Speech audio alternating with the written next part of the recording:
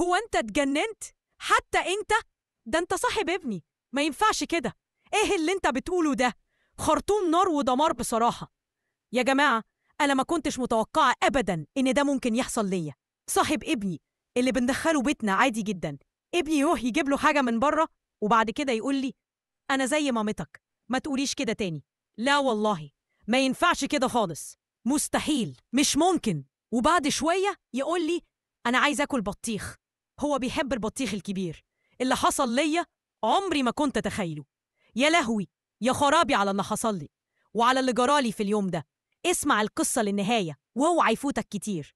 فجأة كده الراجل ده يقول لي خلي بالك، أنا متابعك من زمان.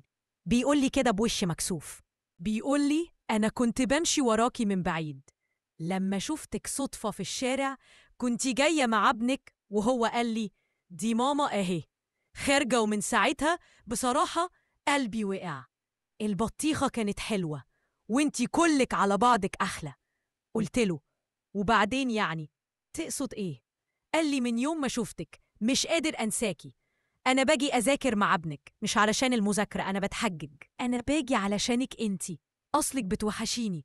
التلميذ طلع رومانسي وحبيب، لكن سوري يعني. بصراحة يا جماعة، أصعب حاجة في الدنيا هي الثقة، خصوصاً لما تدخل حد بيتك وتكرميه زي ابنك. اللي حصل لي ما يضحكش، بس أنا هحكي لكم علشان انتوا غاليين عليا. قلت له انت اتجننت، ده ان قد أمك، ما ينفعش الكلام ده.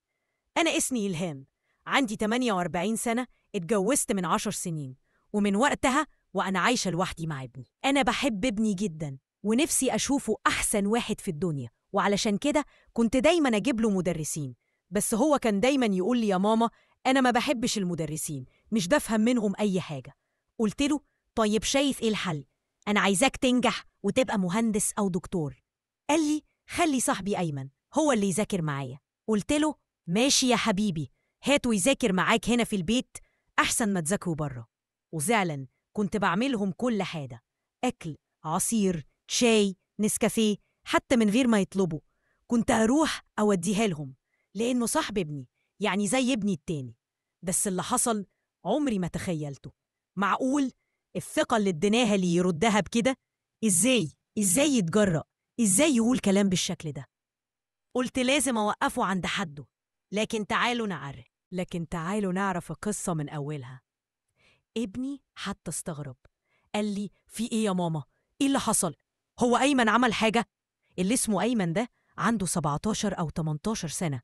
قال لي كلام ما ينفعش واحدة في سني تسمعه، بس للأسف أنا سمعته لأن ده صاحب ابني. أنا شفتك مرة صدفة وعجبتيني وبصراحة دخلتي قلبي. أنا بحب الست الكبيرة. قلت له بتحب يعني؟ أصل الست الكبيرة كلها حنية، قلبها كبير، ناضجة وفاهمة الحياة. بصراحة يا جماعة تفكيره أكبر من سنه بكتير، شخصيته ناضجة جدا بس للأسف ناضجة غلط. قال لي نفسي اتجوزك. قلت له يا ابني انت لسه تلميذ، اجتهد في دراستك، اشتغل، اتجوز واحدة من سنك، أنا خلاص زماني راح. قال لي بالعكس، الجمال والسعادة وكل حاجة حلوة في واحدة زيك. قلت له طب يعني انت عايزني اعمل ايه بالظبط؟ قال لي نفسي تحبيني، انا بحس ان يومي ما بيكملش غير لما اشوفك. قلت له كل الكلام اللي انت قلته مش هيحصل، انسى، وانا كمان هنسى، ومش هقول لابني، بشرط. قال لي حتى لو قلتيله مش فارق معايا. قلت له مش فارق معاك تخسر صاحبك؟ ازاي اللي عملته ده؟ قال لي الحب مش بايدينا.